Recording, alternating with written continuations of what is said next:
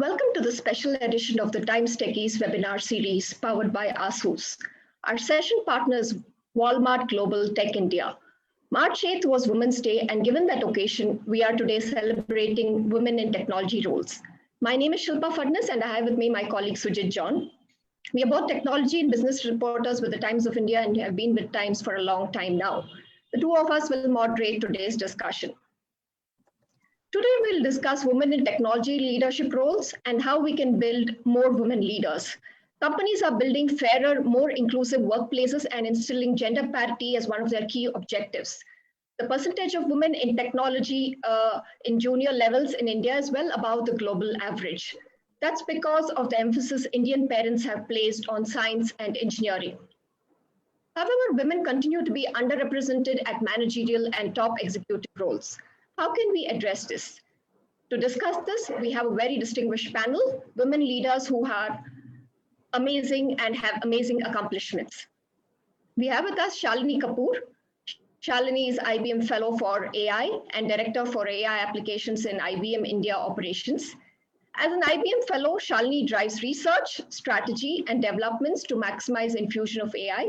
She is also the technical leader for large cloud deals for the public sector in India and South Asia, impacting millions of citizens. She has 14 patents to her credit. Welcome, Shalini. We have Daisy Chittilapilly. Daisy is Managing Director of the Digital Transformation Office and Software and Services Sales for Cisco India and SAARC. Daisy spearheads Cisco's digital transformation agenda, aligning Cisco's offerings and ecosystems to emerging opportunities in digital. Daisy has over 25 years of experience in the technology industry and has been with Cisco for more than 16 years in various leadership positions. Welcome, Daisy. Thank you, Sujat. We have Prashanti Bodugum. Prashanti is the Vice President of Enterprise Business Services and the Center Head at Chennai for Walmart Global Tech India. Walmart Global Tech India is the tech hub that powers the global operations of Walmart. Prashanti spearheads tech innovations at the Chennai Center and plays a pivotal role in the center's transformation as a sustainable location. She has previously held senior leadership roles at Capgemini and GE.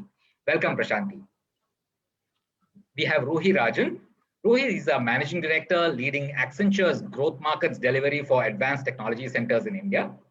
In this role, Ruhi is responsible for technology delivery across Africa, Australia, ASEAN, Japan, India, Middle East, and Latin America. Prior to this, Ruhi led the financial services portfolio for the Asia Pacific. Ruhi is also the inclusion and diversity lead for advanced technology centers in India. She has been with Accenture for over 11 years. Welcome, Ruhi. Thank you. And we have with us Akanksha Bilani. Akanksha is Regional Alliance Head for Asia Pacific and Japan region at Intel. In this role, she's focused on driving ecosystem impact through technology leadership in migrations, AI, high-performance computing, and edge to cloud. Over the past 16 years, she's also managed skilling programs that have trained over 100,000 developers. Prior to Intel, Akanksha was market evangelist for Microsoft. Welcome, Akanksha. Those who are viewing this can send in questions through the Facebook comment box. Sujit and I will put them to our panelists. Let me start by asking the first question. What does it take to grow into a leader? It would be nice to hear some of the anecdotes from your life. Maybe Shalini, you could start with it. Sure, thank you. Thank you so much. Yeah, so it's an interesting journey as a technologist, which started for me. Obviously, I took computer science in my engineering, but I think things started way before. It started somewhere in 10th grade when I decided to take math. And I was really challenged by society all around, whether, and everybody convincing me to take bio. If you are good in academics, you can be a doctor as a woman, but an engineer was a very question mark at that point of time. But I stuck to it because maybe I was challenged and I loved it, and I really wanted to do something which most of the people are asking me not to do. I took up math, and that was a defining moment. And I keep telling it to a lot of girls, especially in middle school, that your love for math, and that is going to define a lot if you want to stay in STEM careers. I think after that, of course, computer science. I didn't know computers till second year of my college. So, it was pretty eventual flowing thing that happened. But it helped, doing that and doing my information management at SPJ, and that helped me get into careers of an architect, a software architect, designing large systems, innovating, looking at scalability for large clients, and how we can actually design software systems which are robust. So the technology wave was there, and I of course was riding it, thankfully.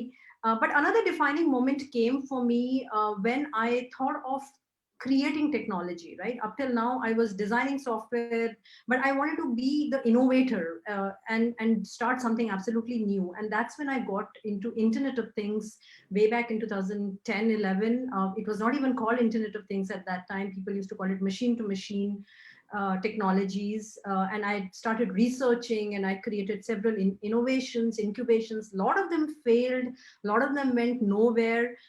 But some of them eventually made IBM launch a Watson IoT business unit. And that changed a lot for me, because I had taken something right from conceptualization to conceiving it and having the business model around it and launching it into the market. So that I would say that 5-6 years journey was a very defining moment, because I took the risk of putting myself in a futuristic technology. And then again, 2016 is when I thought, when I saw a lot of data from clients coming in, and so much of machine data from vehicles, from machines on the shop floor. And then I said that how we can apply AI to it. So I started learning AI in 2015-16, which was a lot of people would say it's late, but then that was a defining moment. And I said that I should invest myself into AI and understand, learn. I actually started learning from interns who were there in my lab. And then then it was going no back, because AI is such a large field. And I was able to launch new products into the market with AI, and which helped customers across all the geographies. And that kind of took me to the fellow journey. So I'm trying to put together and string together a couple of thoughts, but the risk taking and the innovation and the incubation, along with the technology, marrying all of them together, is something which defines my journey as a technologist. Right. So Daisy, math plus risk taking and innovation and pushing yourself in some sense. Yeah. Okay. Well, Daisy.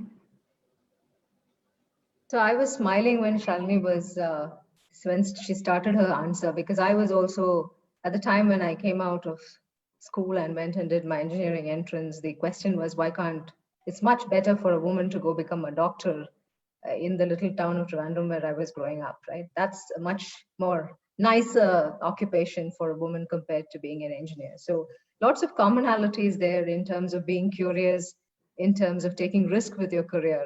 Shalini's is a pure technologist path. Mine is a technology sales career, largely in the 25 years that I've had it. But this contest of constantly being curious, constantly learning and reinventing oneself and taking risk. And when it comes to women and women in leadership in particular, I think you have to sort of stand out. It's important for anybody in careers to stand out. But for women, I think probably just following the standard set formula is not the best way to do it. So the easier way is to go lateral a little bit from time to time, take jobs and roles that your friends at work call career suicide attempts, and then come out of it distinguishing yourself a little bit. And in all of that, there's a bit of innovation. You add to yourself, you add to the workplace. But I do want to add another part, which I think in my career has certainly been very helpful. Like I said, I've got very well-meant advice, mirrors that have been held to my face from time to time, mentorship from peers, from people on my team, so on and so forth. But I think the strength and the power of sponsors, very important in anybody's leadership career, is also important in a woman's leadership career, certainly. And I had that moment at Cisco, you talking anecdotally, Sujit, I had that aha moment at Cisco about 7-8 years ago, because I always thought I'll do my job, I'll do what the job asks for me and a little bit more, and then that's all I need to do. Then I got a super boss who sat me down one day. He'd just come into role. He sat me down one day and he said, I'm quite amazed at the way you manage your career, because you're just floating along. And I thought, okay, this is really bad. You know, is he saying I'm not doing my job? And he said, no, you do your job really well, but you don't know, you don't realize what your potential is and where you can take it to. So be intentional with your career. You could be sitting in my seat if you just were intentional, but you don't see it. You just don't see it for yourself, right? You just, you don't even ask for things which are rightly yours.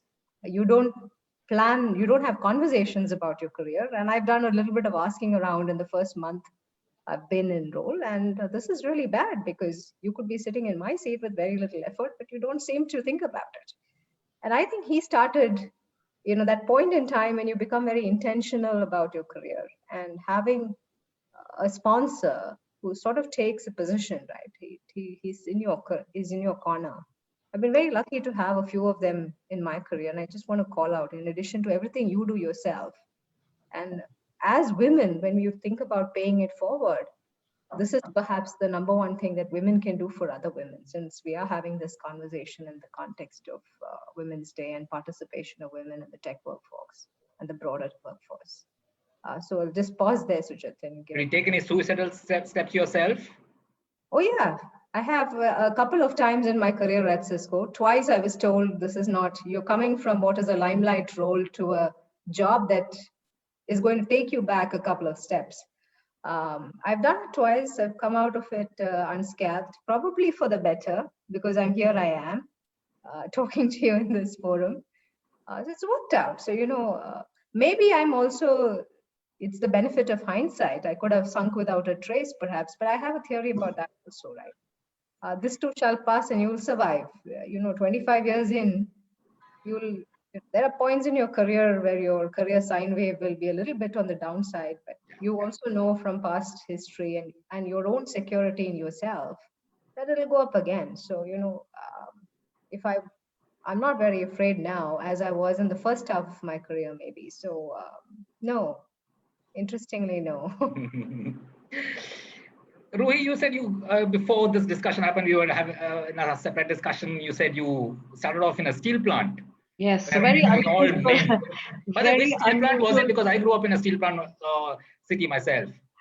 Very unusual for me. So, you know, I was hearing to Daisy and I was hearing to Shalini, and, you know, they made very unusual career choices and education choices.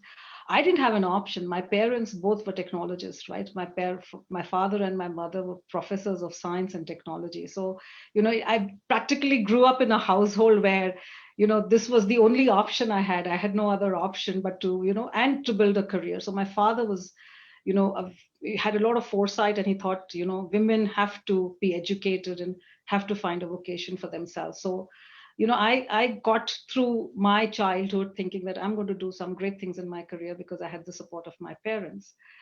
And when I started, I passed out of the IIT Roorkee, and I landed in a steel plant, one of the oldest business houses in India. And there were no women on the shop floor. Very unusual choice of career. And I could have packed my bags and left at that time, right? But I think maybe I was resilient, I was confident, and I wanted to make a success of my career. Was backing out was not an option. So it actually, in hindsight, as Daisy said, right, all these choices did help me shape a career, which is very unusual, right? Because very early, I started to realize that if you have to create a mark, you have to get to the trenches and do it yourself. There's no other option, right? And slowly your career and your mindset starts building that you have to do it yourself. You have to get your hands in and build those relationships. So it really helped me because it actually added a lot of value to my career, because I could switch talking to a shop floor worker and then talking to a general manager, right? I could understand the thinking process. I could understand how to position myself. So I think that really helped me. And then it just allowed me to you know, move through different technology eras, because I knew how technology could be an enabler at that earlier stage. This was nearly 3 decades ago. And then I think when I joined Accenture, it completely changed my perspective in life, because it was just such a great organization to be able to play different roles with confidence, right? And that really helped me build myself as a true leader, because whenever I stepped out, I had the whole backing of an organization to support me. And I've always played technology roles, and the organization's always supported me, right? So I thought technology is a great enabler. I've always, as Daisy said, taken suicidal attempts, gone where no man has gone, no woman has gone before, and tried to make career choices which could have gone wrong. But obviously, there have been people who saw the light in me, people who thought that I was the right person for the right job, and that confidence saw me through. And it's not been an easy journey, but I think at the end of it, I'm what I am because of the experiences I've had in the past. And technology continues to be an enabler. And I see a lot of women come out today, and this is a discussion we were having. I think women are hesitant to go out to places, where they think they're not safe, or, they'll be challenged. They like to work in a zone which is of comfort. And I would, my advice is to challenge that, challenge the status quo, go and do some things different which make you stand out, right? Pick up a role which is not in your comfort zone. And I've always done that. So that's a great example for people to rely on. It's not easy, but yes, you get the required support and you make success of it. There'll be some failures, take them in your stride and go on from there. Ruhi, which steel plant was it, by the way? I grew up in Bokaro. I've worked with Tata Steel. I started my career in Tata Steel. Okay. Prashanti? It's very interesting as you see the pattern of Shalini, Daisy, and Ruhi talk through, right? As a technologist, most of us probably, would have started as a programmer. My journey was a little different because I chose physics as my, elective, and then I wanted to go work for Intel, doing microchips, but destiny turned it into having a career in software. Picked up programming, you want to be the best of it, in your initial days. But as I started picking up, right, the fortune that I had was to work with business organizations primarily. So very quickly I latched on to what problem are you solving for your business? And that actually paved way to, creating solutions. And then in the last 10 years, if I have to look at it, it's been all transformational roles. Both on business and on technology, be it legacy modernization, next gen tech stack, or looking at AI ML for predictability, various, different themes and initiatives, from a transformation standpoint. But one thing that has been common all through has been your passion. What are you trying to do? How is it helping you? Particularly you to start with, and then the organizations, and how happy are you about your own personal learning and your evolution along with what you're adding as a value for the business. So when I look at leadership, right, my advice would be stick to your core values, core principles that you think you firmly believe in, and then you add passion to it. Have a clarity in terms of what you're doing. Once you have all of this, confidence comes directly. And Daisy, one of the things that I did, which was very suicidal, is almost packed my bags and went halfway into Brazil about 10 years ago, just because I got enticed with a word, transformation, right? That's almost, I was ready to do that, because what really triggered me was that passion to go transform something for a business. So those situations will continue to happen, but how do you take them in your stride? Look at it, because every single role that you play will only make you that much more stronger, resilient, and start deepening your own beliefs in terms of what you can achieve. So to me, all these are ingredients for having a very strong leadership career, and looking forward to seeing most of that in the new generation of the kids who are shaping up their careers. Great. First round, Akanksha, you haven't spoken yet. Well, it kind of feels like we're in a support group where you feel like everyone's journey is almost like some components of each one's journey is actually a part of your journey as well. So I think the esteemed list of panelists that we have here really make me feel like I'm not alone in this world, especially in the world of technology.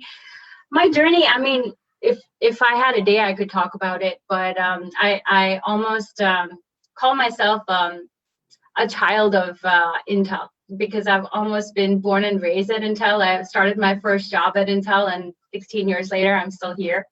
So Prashanti, whenever you feel like coming over to Intel, just let me know. But and honestly, I feel that the journey of any technology leader or a technologist is really nurtured on 2 or 3 different factors, right? And that's the theme that we've seen from everyone here is, of course, the personal drive, you know, the want to challenge yourself, the aggression that you have on bettering yourself day by day, not being ready with status quo, not being happy with status quo, and wanting to transform yourself day by day. The second, of course, is the environmental factors, your family, your friends, your mentors, your guides.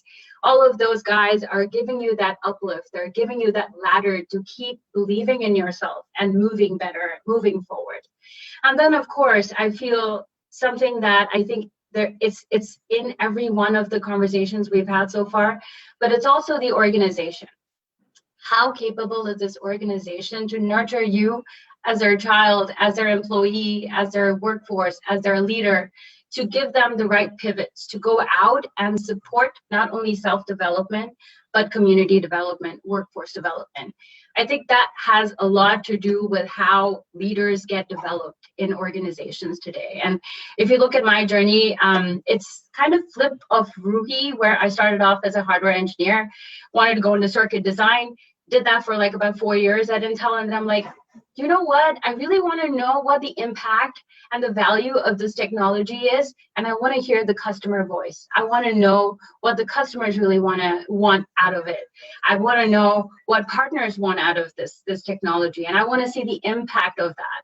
So I moved over to software. So moved from hardware to software, but trying to talk software in a processor company is also very challenging. You're kind of running a startup within your own organization. And so going to customers and saying, hey, can I tell you about how software optimizations on your applications can run better with Intel's architecture? Customers are like, you're from Intel, but you're going to tell me about how my applications can run better. Awesome. So again, change in conversation. And then through this journey, recognize that the latest, Industry 4.0 revolution is cloud. So I wanted to get customers to get more educated on how cloud and infrastructure on the cloud is very important for their future businesses and their and the way in which they build their products and services. So moved over to that, and that's actually what I'm doing right now. And me and my teams are kind of working towards making sure that customers, partners, and obviously our workforce carries forward this journey of technology, innovation, and leadership in the industry worldwide as well as in region. So yeah, it's been a cool journey so far. And honestly, I think based on those 3 or 4 factors that I talked about, as leaders, I feel like we need to have a sense of responsibility. We need to believe in the sense and the reason of payback and paying it forward. And we should believe in the fact that, development of others helps you develop yourself as well as the community so that we can all evolve together. So I think keeping those in mind, I have a set of mentees that have been with me since almost 3 or 4, almost 5 years. They've grown up their ladders, so I feel like they're my little babies that have grown up. I also take care and manage a lot of NGOs where, again, orphans and physically challenged girls are going to school and getting into universities and getting jobs for themselves. So I think it's really a matter of everyone being socially responsible, technologically responsible, and obviously people responsible. And I think through that, there's definitely going to be some great nurture for diverse force, and not just women force, but diverse force. Okay, I know. All of you, I think, uniformly spoke. Education was just one part of your success. Pushing yourself, passion, challenging the status quo.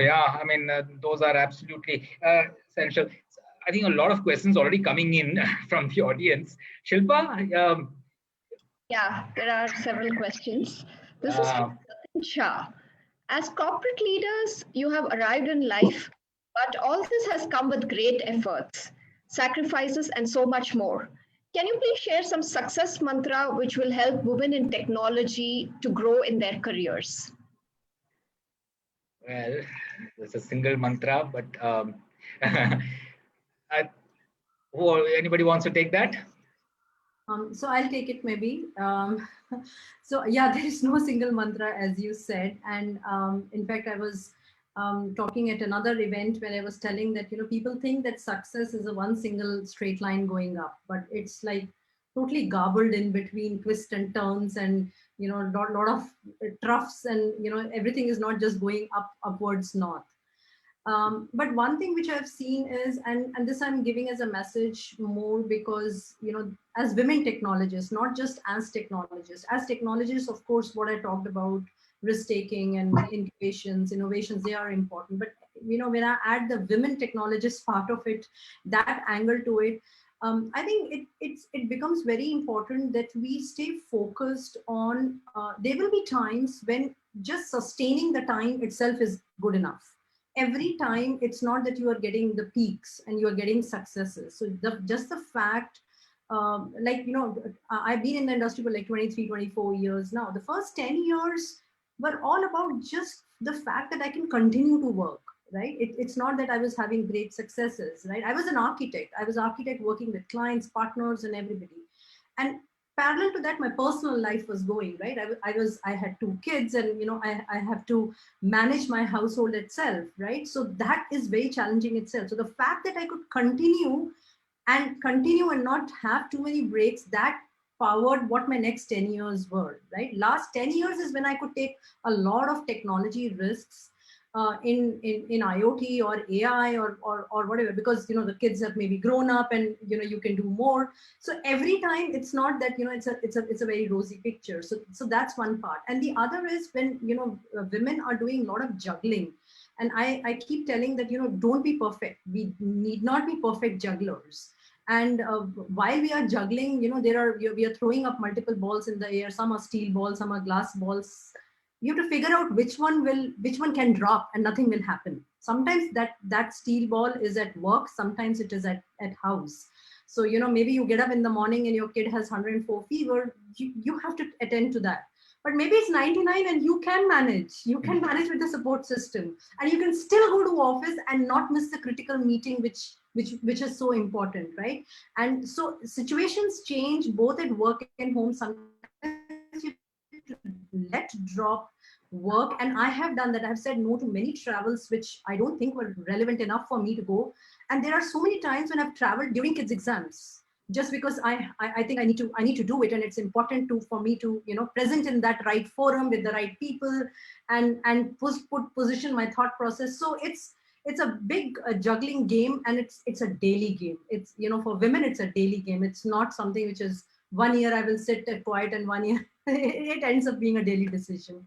So that's the only point I wanted to say. So you actually answered a question that Madhu had asked. Same question, exactly this work-life balance where women juggle packed work schedules and family life, raising kids. But tell me, I mean, it does impact your careers at the end of the day, does it? Or can you manage through this? Can I answer that, Sujit? Yeah. I think women inherently have a lot of resilience, right? And Shalini just mentioned that they juggle every day, right? Every day is a new challenge.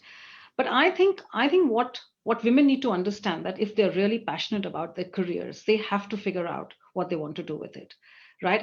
And as you heard all the panelists talk about, right? If they've taken technology as a forefront of their career, they need to continue investing in it. So there will be troughs and there will be peaks, but success is directly proportional to the amount of effort that you put in. And organizations today are very conscious of different aspects of and needs of a woman employee, right? So they will support you. But I think the biggest success mantra that we can talk about is that how do you enable yourself? How do you enable yourself to stand up with your hand up and say, I can take that role because I'm practically as good as anybody else?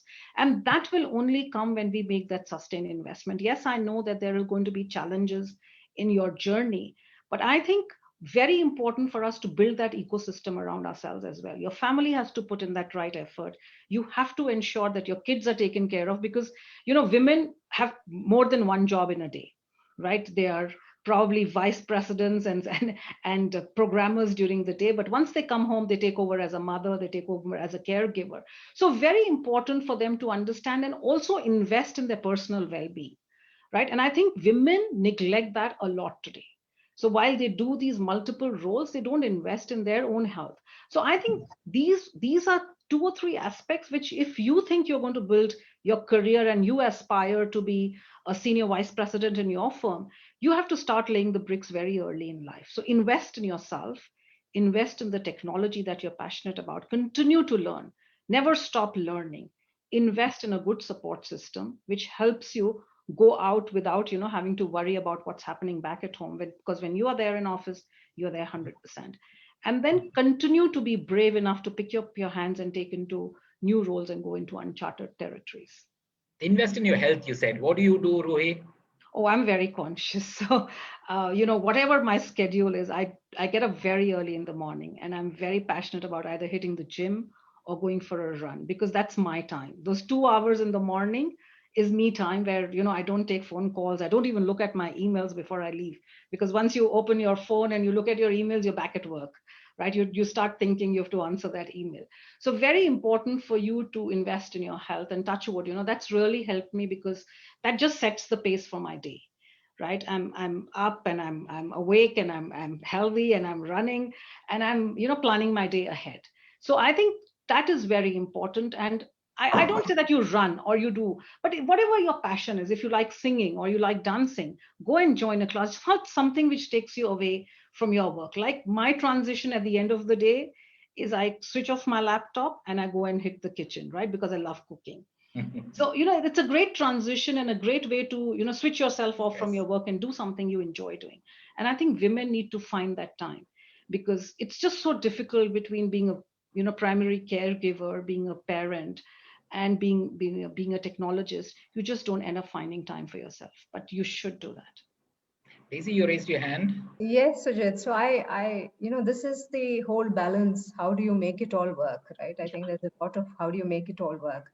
But as I think the question, I want to touch on the leadership aspect of that question, right? That you're in corporate careers and you're all leaders. So what is going to be the basis of, what's the mantra of success? I won't say it's a mantra of success, but you're going to be evaluated as a leader, not as that you happen to be a woman is just a fact, right? You're going to be evaluated as a leader.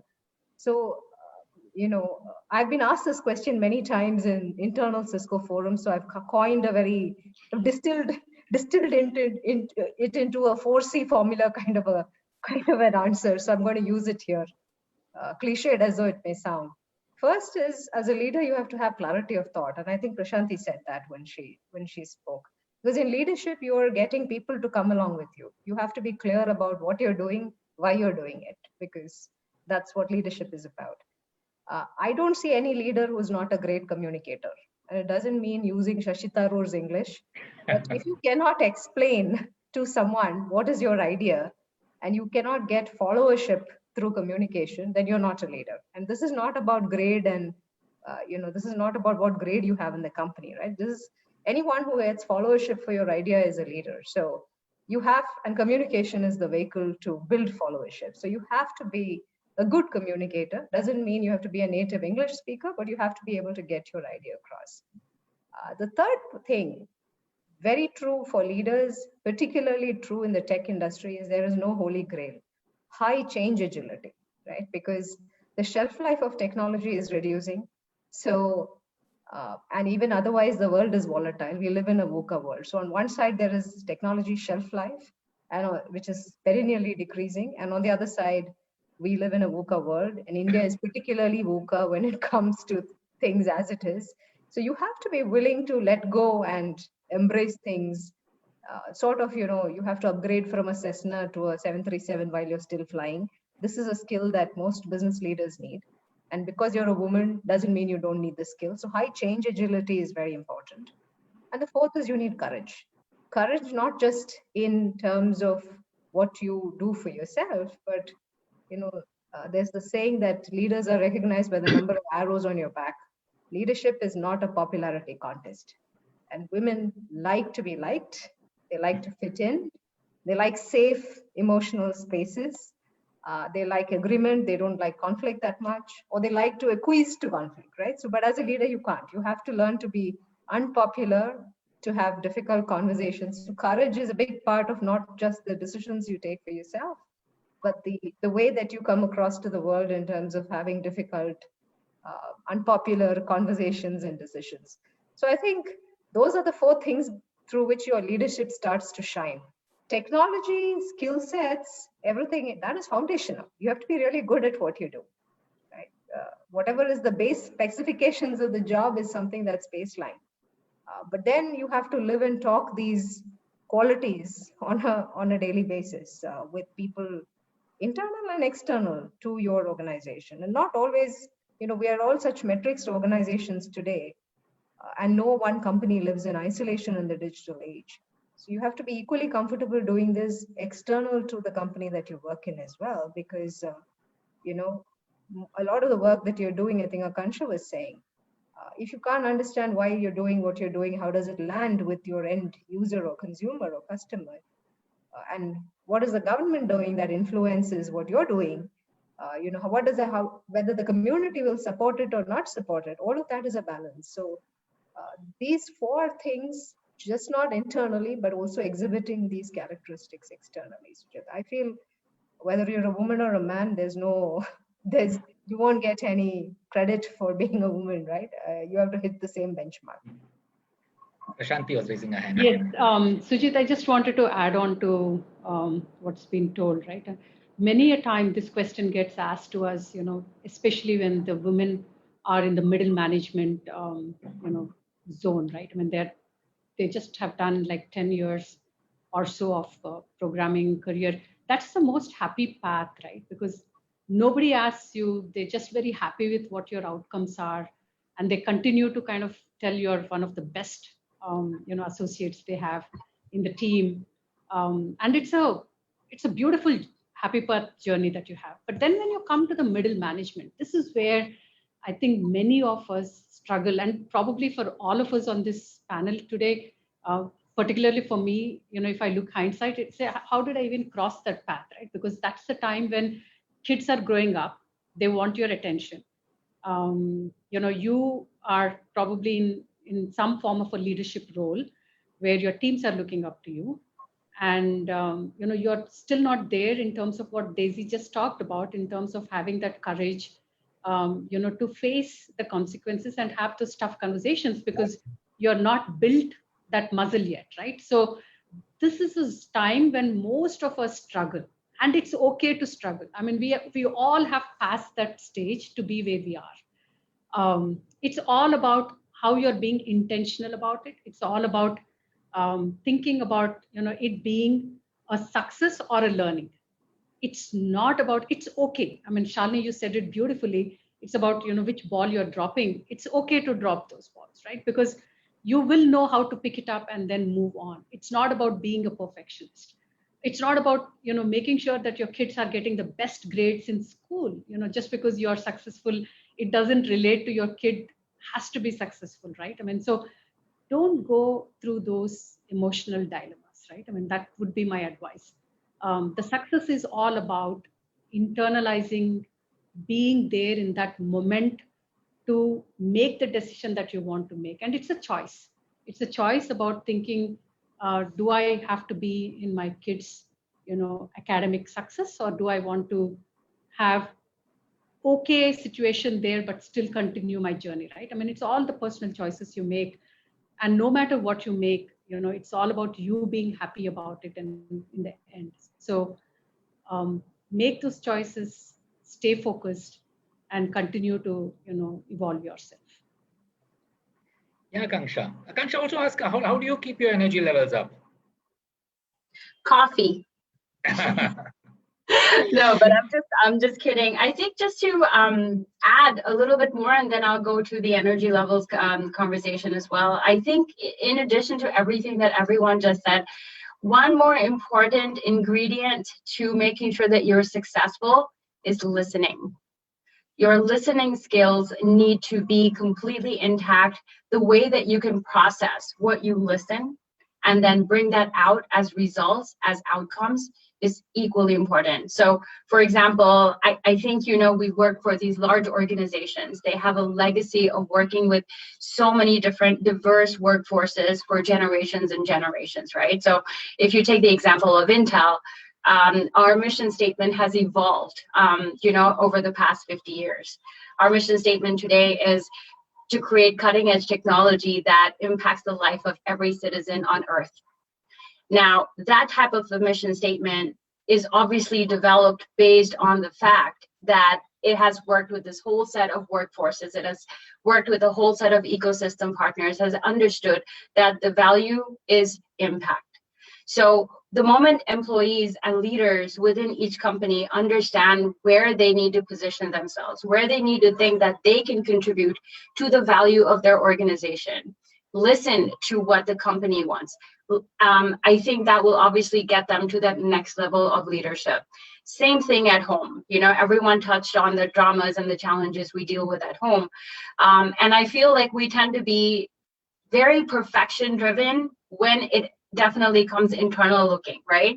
So I feel like listening to your kids, listening to your parents, listening to your spouses and your friends, and applying them into something that they would require as future development, as you would for yourself, is also very key. So I think listening is very crucial in making sure that you keep evolving and getting your teams to evolve along with you. Energy levels. I think for very driven people, the value that you bring from the work that you do is enough to keep that boost going. You don't need Red Bull, you don't need coffee. If you can see the impact from a customer saying, oh my God, I solved this problem with this technology that you guys worked with me on, that is enough, I feel, as a fulfillment. And that gets you to that next level, like, what more can I do? So I think, you know, seeing the value and the impact, and sometimes that's lost when you're constantly going on and on and on. You forget to sit back, listen, view, and see the impact that you bring. The more and more that you're made aware, self-aware, as well as group aware of the impact your organization, your team brings, the more you're going to have that impetus to innovate, to create, and to keep going and to make a difference. Okay. Shilpa? Yeah, this question is coming from Ashwin. There's a common understanding that women have to work much harder for the same rewards that men would get at work. Is this true or is it a myth? How will women leaders like yourselves help in tackling this? Daisy would say there are figures to just say. Daisy was saying there are metrics to suggest.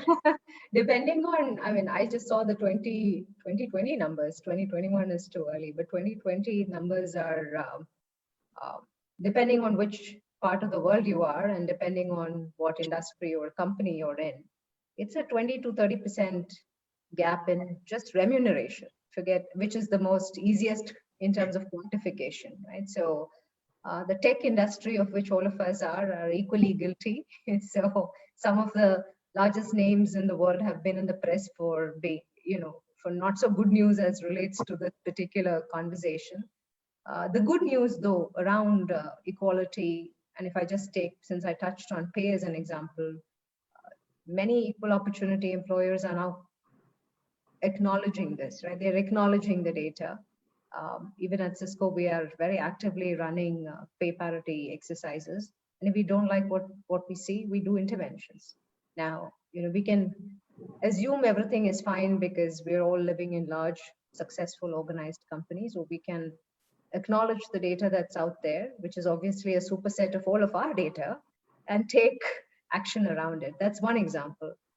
But I think there is also other things. And this is not just a women issue. I think the issue of did you go to IIT versus did you go to a smaller college in a smaller town in India? Are you a woman or a man? If you're 47 years old, can you get a job with a startup? We all have different kinds. Cisco talks about, yes, gender is one of the biggest and the most visible manifestations of diversity, but I think I can speak safely for everyone in this virtual room that we are all committed to, diversity across, multi-spectrum diversity, as we call it, right? Of which gender, like I mentioned, is only the most visible part of it. So when it comes to hiring, doing things like blind hiring, for a lot of the roles that we are doing at Cisco, we are bringing in blind hiring norms. So we, the interviewers are not biased by their own considerations around all of this, right? This person's too old for this kind of technology job.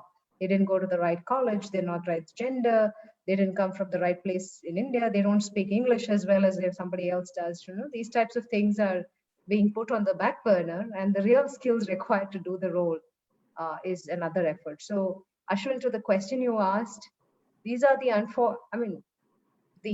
there are some unfortunate and ugly truths, but the good news around all of this is that our ability to take responsibility as leaders and as organizations and to do something about it.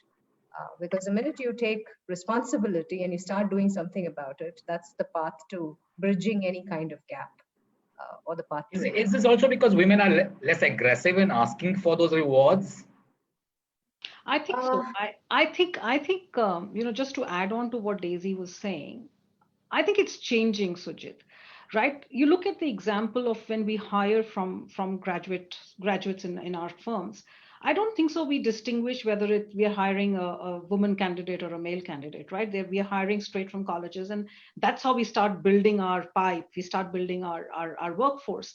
I think as more and more women get into leadership roles, I think the onus is on us to ensure, and Daisy talked about it, look at the data, what the data talks about, and try to bring in this parity, because it's very important for us to understand that there's a right person for the right job, irrespective of gender, irrespective of their ability to, whether they have a disability or they are regular employees. I think it's very important for us to be very conscious about it. For example, we do it as a metric. It's a business metric for us, right?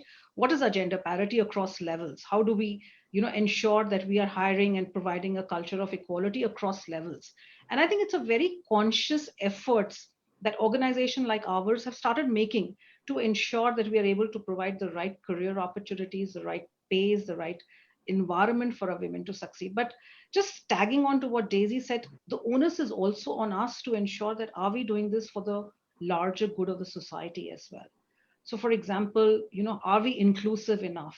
Are we providing opportunities for people who have disabilities to be part of our workforce? And I think this is a very conscious effort being made by organizations like ours, where we are now hiring in big numbers and providing an all-inclusive workforce. Accessibility is big on the agenda, right? How do we ensure that we are able to provide to a workforce which may not be a regular workforce, and ensure we are able to bridge the gap? So I think the data speaks for itself, right? On gender, we as a firm are doing pretty well.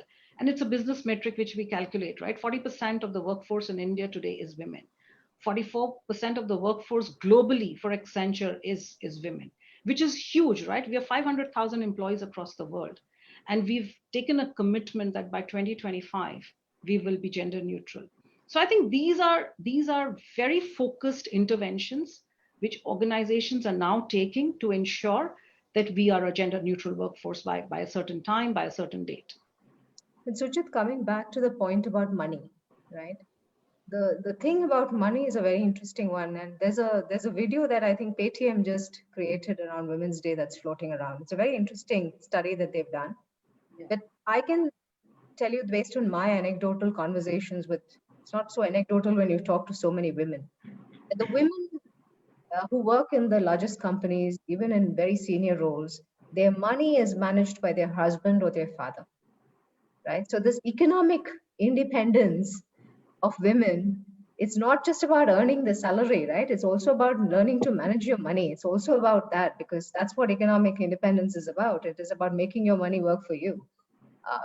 So I see this at a level that continues to baffle me. And so when the Paytm video got forwarded to me and people asked me, really, we are shell-shocked. That's why I said there's a lot of people believe this is not in our circles. This is somewhere far out in the world.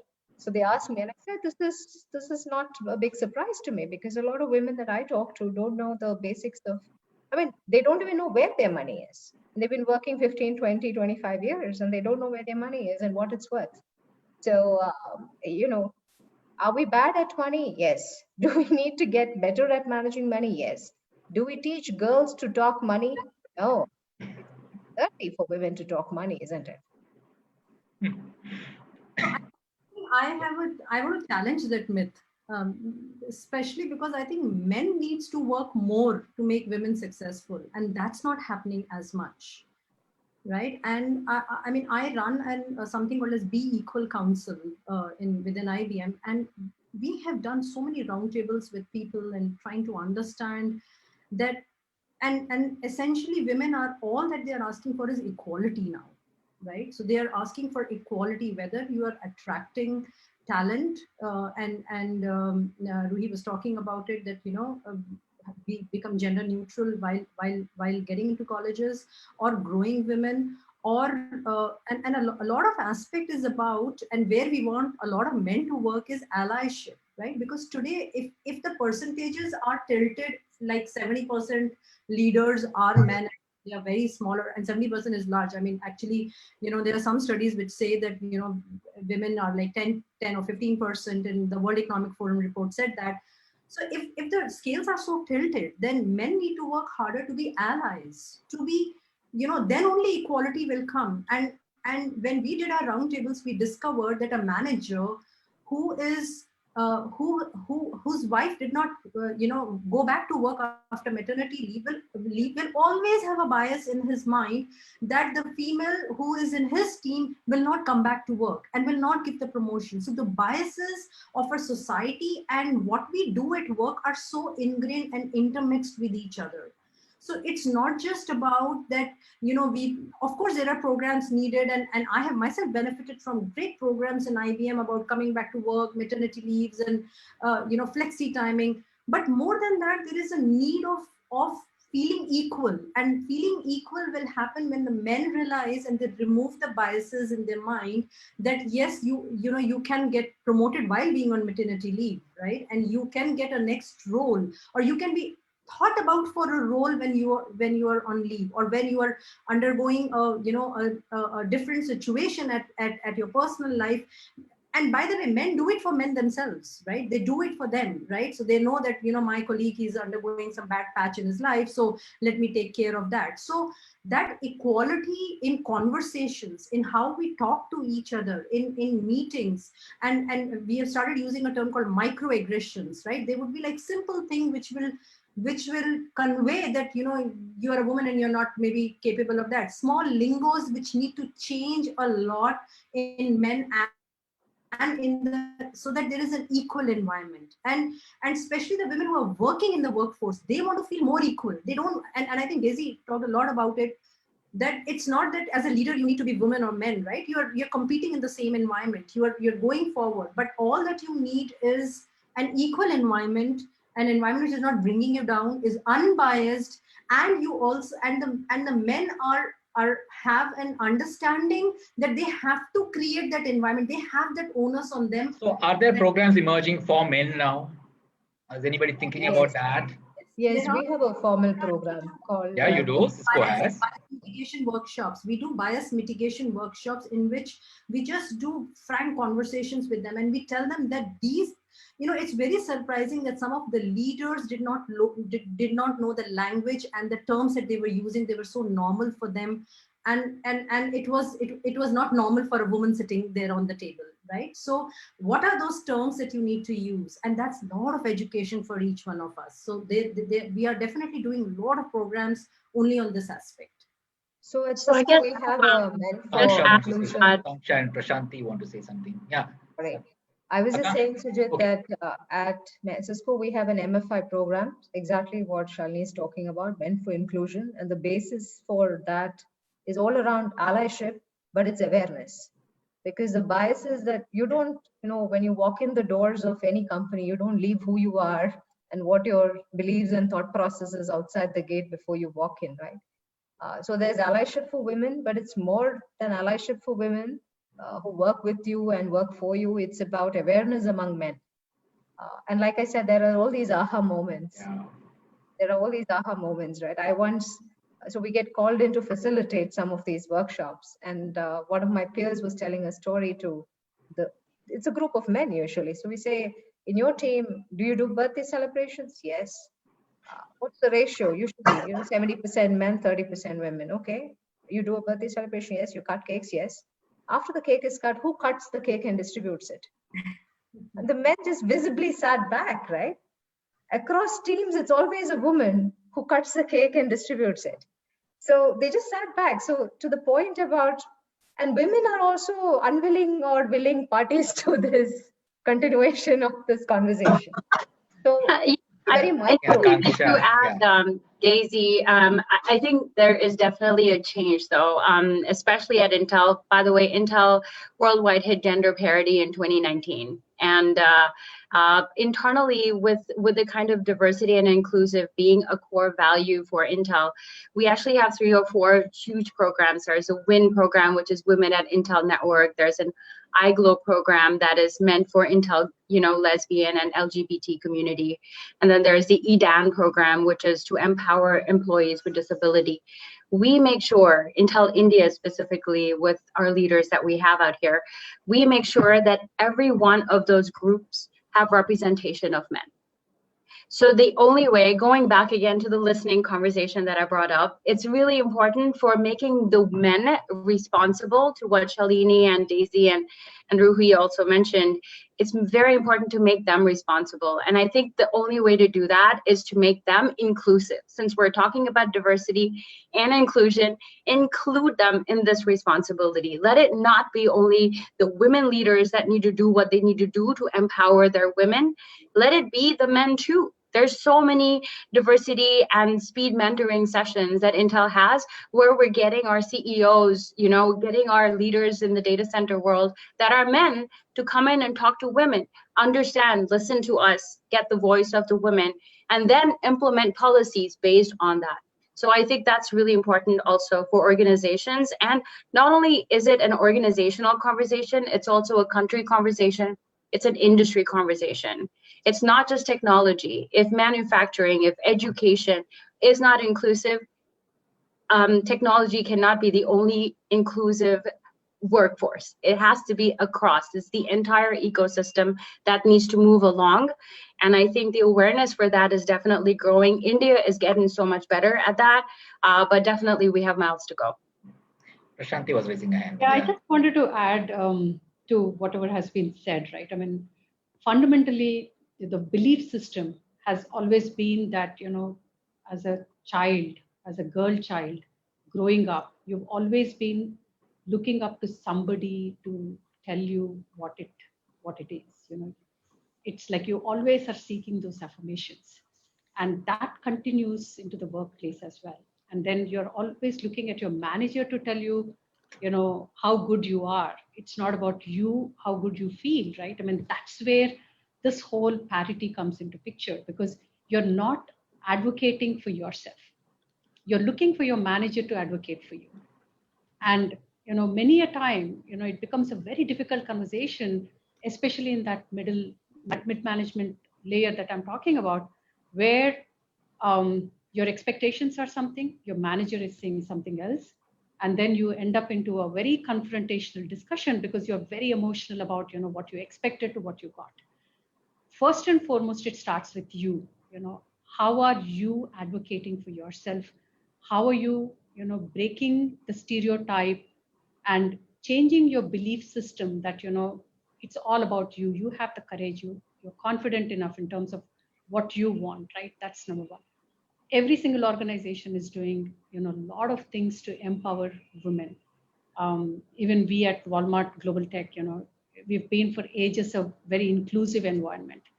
One thing that I do want to call out, which is unique, and I thought it was, something that came from the women, is start looking at it, from, the time that the girls are growing up, right? So we started something called as a GRIT, Girls Rock in IT. It's about touching the daughters of the associates and trying to create the role models and sparking that interest in them to have, a career in technology, something like that. It's super helpful, because you're trying to kind of tap into it and changing that belief system. The second thing that I do want to talk about is the lean-in circles. I don't know how many of them are taking advantage, but that becomes like a beautiful forum where it's not about just the women coming together, but people with similar views, especially the male associates coming into these leaning circles, listening to what the women are talking about and addressing the challenges. That kind of sets the tone in terms of how we can start shrinking the parity. But end of the day, it's a mix of every single thing, right? It's about what you are doing about yourself, because it's always about you and the choices that you're making.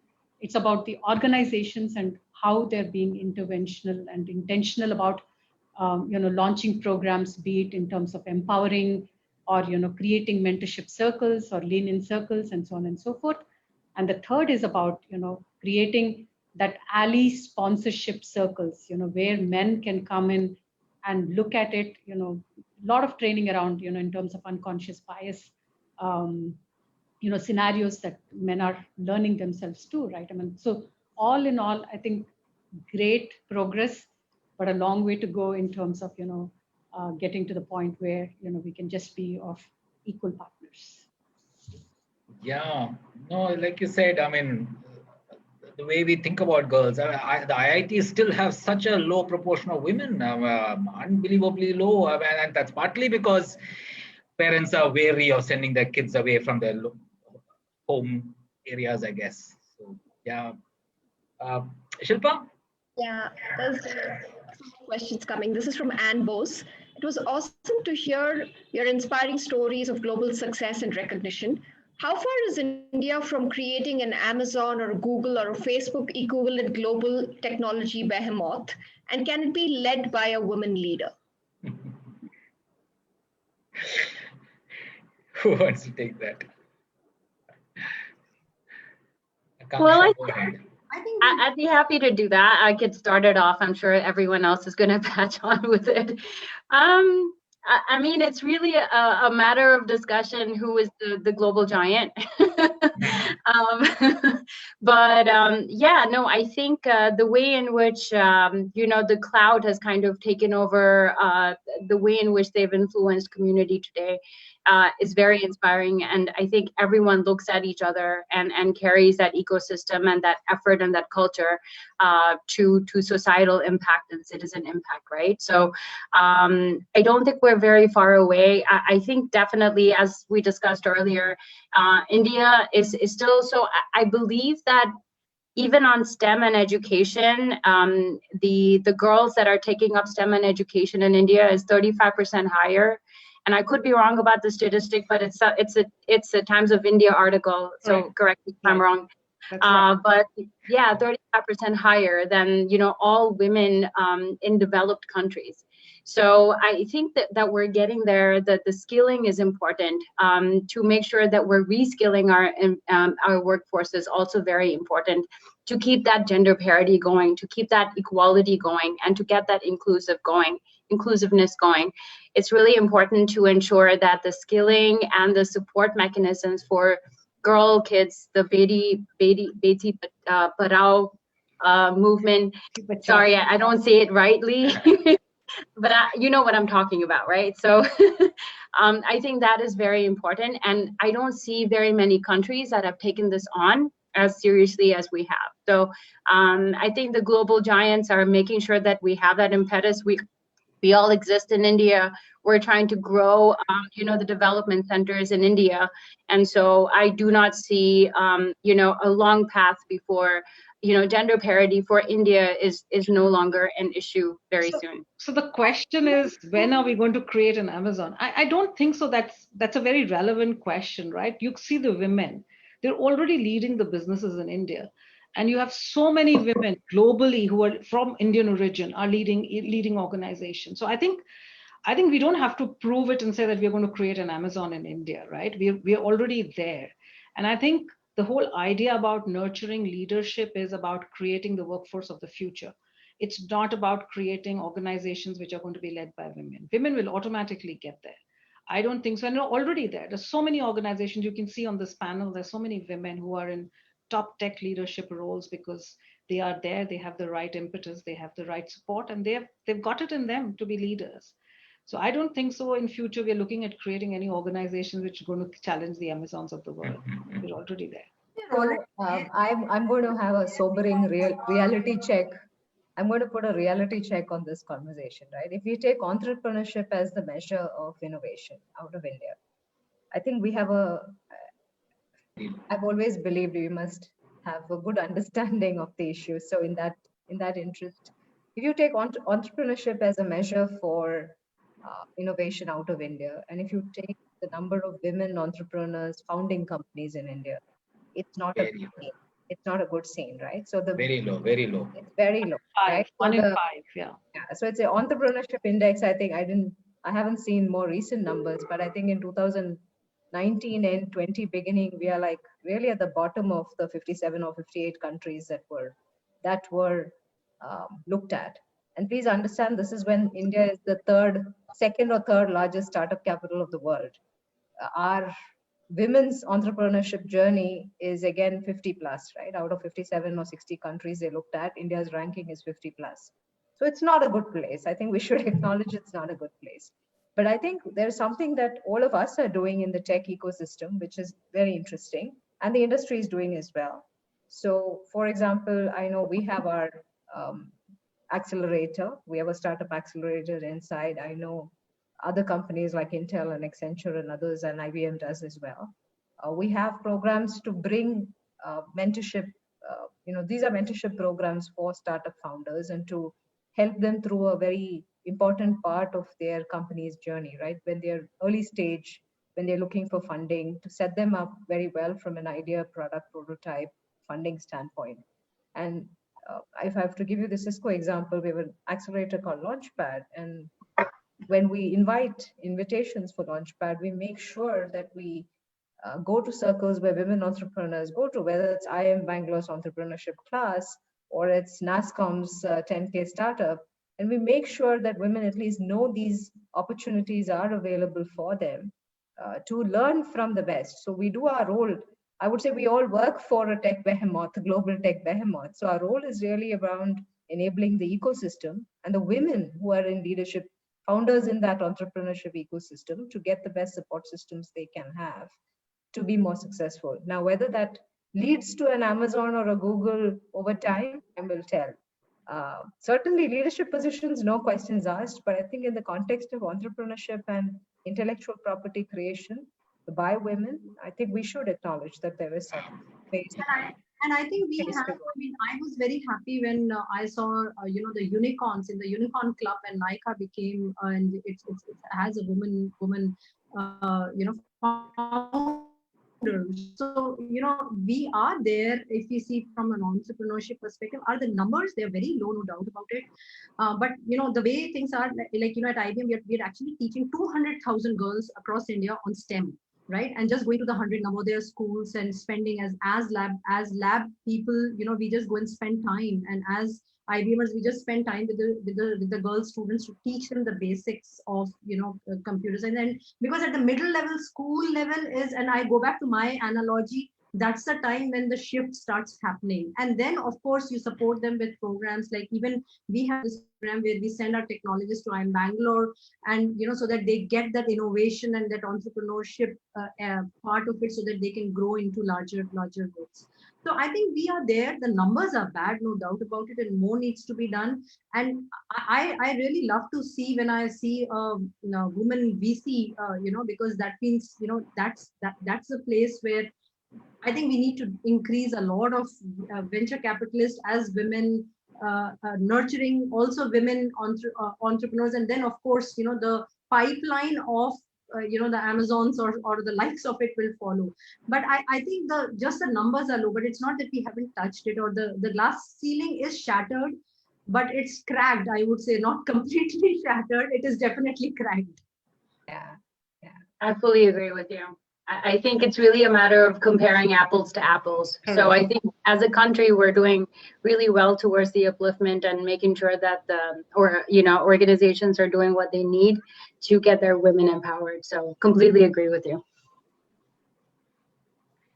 Yeah, well, beyond our 1 hour, there are some questions, but I think most of them have been answered. I think questions framed in, and some of them which are not really relevant to this discussion. Shilpa, you have anything? Otherwise, we can. Nothing in the queue. Yeah. So great discussion. Well, it's almost 7:10. So wonderful discussion. Thanks a lot to all of you. I know, I mean, multiple messages from here. I particularly like I really think what some of you said about programs for men. Yeah, I mean, I think that's really important. I mean, NASCOM Maybe you should begin one. Yeah. Yeah. I've not heard NASCOM talk about it. Maybe, I don't know if NASCOM has. So, Shilpa,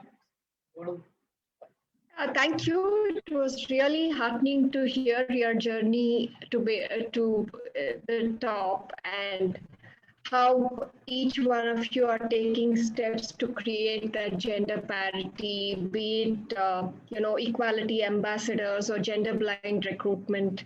All.